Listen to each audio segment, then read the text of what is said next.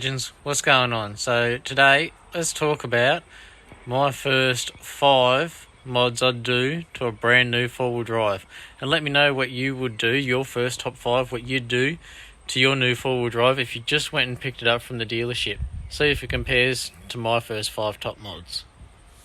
So my first mod would be to put in a set of diff breathers. Now I know diff breathers are not a real good, sexy mod, I guess you could say, but they would definitely save you thousands of dollars in repairs if you install them. I mean, for a decent kit, you're looking at probably, a sub $100 mod for your 4-wheel drive. And, it saves water getting in your diffs, saves water getting in the gearbox, saves water getting in your transfer cases. So that'd be my number one mod that I'd do to a new 4-wheel drive. If I'd just gone and picked up from the dealership, bog stock would be a good quality set of diff breathers. Or if you got the know-how, you could make your own diff breathers at home as well, but you can get these kits that, have the fancy little connectors and all that sort of thing. So yeah, number one would actually be diff breathers for me. Let me know in the comments what your number one would be. And let's look at number 2. I mean, some people are probably thinking, when are we going to start talking about, 6-inch lifts, 35, 37-inch tyres, lockers, all that sort of jazz. But this one's all about the first 5 mods you do to your new 4-wheel drive. So my number 2 would probably be get yourself a good quality UHF, because comms are really important out the bush, and get yourself a good quality UHF aerial so that you can get good reach in that, but getting a good quality UHF so that you got good comms and all that. Say if you're in a convoy and you need to talk to the truck up front or one down the back, or if you're out the bush and something goes wrong, you can soon find out if there's some people about to get some help. So number 2 would be a good quality UHF.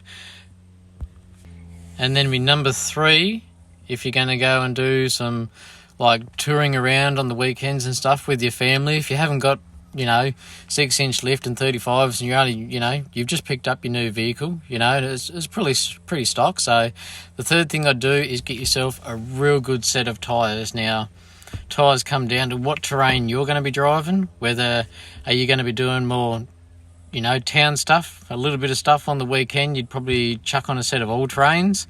But if you're going to do the hardcore stuff on weekends, you go with a big fat set of muddies. They make a hell of a lot of noise cruising down the highway, but if you're more into, the hardcore, rough, hard tracks, you definitely get yourself a set of mud tyres. But just for normal weekend touring around and beach driving and that, you'd go with a set of all-terrains.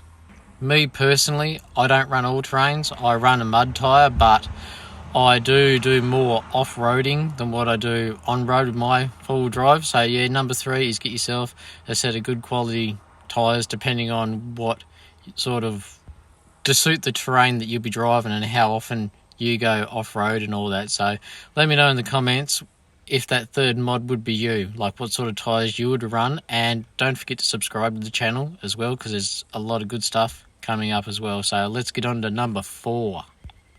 So my number 4 would be, after you've done your diff breathers, got yourself a good set of comms, got yourself a good set of tyres, number 4 would be making sure that you've got a good variety of recovery gear on board, like snatch straps, extension straps, have a set of max tracks or a set of treads, have your D shackles and all that sort of thing.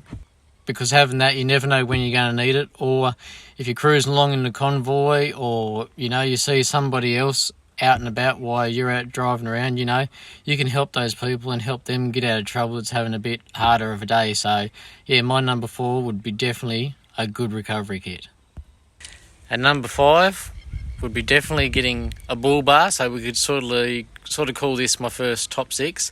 So number 5 would be get yourself a good quality bull bar for your rig, and make sure it's one you can put a winch in. So technically it's a top 6 mods, because you've already got all the other stuff, and number 4 you just got your recovery gear. So a bull bar, and that'd be 5. And 6, get yourself a good quality winch. A good quality winch is definitely something that you'd need, especially when you're out and you're doing solo trips and all that sort of thing.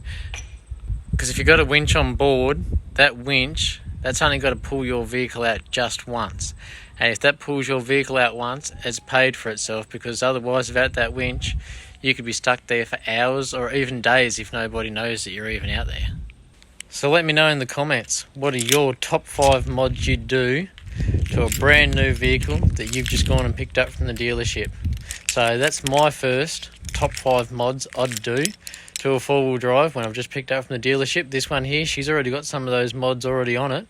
She hasn't got a 5-inch lift, and 37s and all that sort of thing, but you can do all that stuff later. I'm just talking about the basics, so you can just get out there with the family to go have a day trip, pull up, have a barbecue, do a bit of fishing or whatever. So subscribe to the channel, hit the thumbs up, let me know in the comments what you guys' thoughts are. Let me know what your mods are. Let me know what your first top 5 mods would be for your 4-wheel drive. So if you're enjoying this sort of content, check out my other videos as well. There's a couple of day trips and that we've done. So if you're enjoying it, hit the subscribe button, guys. So until next time, I'll catch up with you in the next one, and have a good one. See you later.